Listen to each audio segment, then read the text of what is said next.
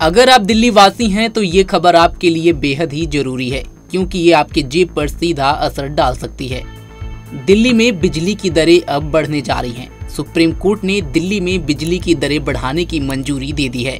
हाल ही में supreme court ने एक अहम फैसला सुनाया है, जिसके तहत दिल्ली में बिजली की कीमतें बढ़ाने की अनुमति दी गई है।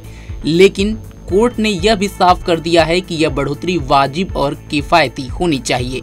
इसका मतलब है कि बिजली की दरें दिल्ली इलेक्ट्रिसिटी रेगुलेटरी कमीशन यानी कि DERC द्वारा तय की गई सीमा से ज़्यादा नहीं हो सकती। कोर्ट ने DERC को स्पष्ट रोड मैप तैयार करने का निर्देश दिया है, जिसमें बताया जाए कि बिजली की दरें कब और कैसे और कितनी बढ़ेंगी। आप सोच रहे होंगे कि आखिर बिजली की दरें बढ़ाने की ज़रूरत क्यों पड़ी।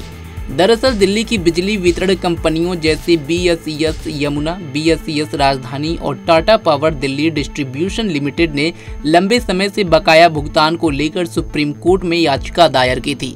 इन कंपनियों का कहना है कि उनके ऊपर करीब 27,000 करोड़ रुपए का बकाया है।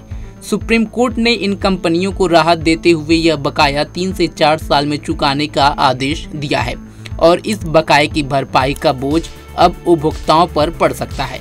अब सवाल है कि दिल्ली वालों की जेब पर इसका कितना असर पड़ेगा। सुप्रीम कोर्ट ने साफ कहा है कि बढ़ोतरी किफ़ायती होनी चाहिए ताकि आम आदमी पर ज़्यादा बोझ न पड़े, लेकिन फिर भी यह बढ़ोतरी सभी तरह के उपभोक्ताओं, चाहे वो घरेलू हो, कमर्शियल हो या इंडस्ट्रियल, सब पर लागू होगी।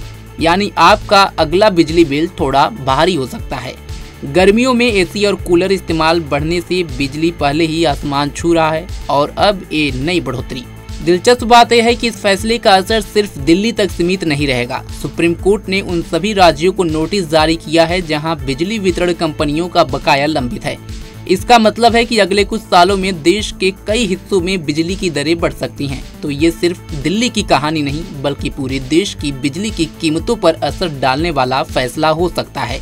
अब आपकी राय का वक्त है कि आपको लगता है बिजली की दरों में बढ़ोतरी जायज़ है या ये आम आदमी पर अतिरिक्त बोझ डालेगी।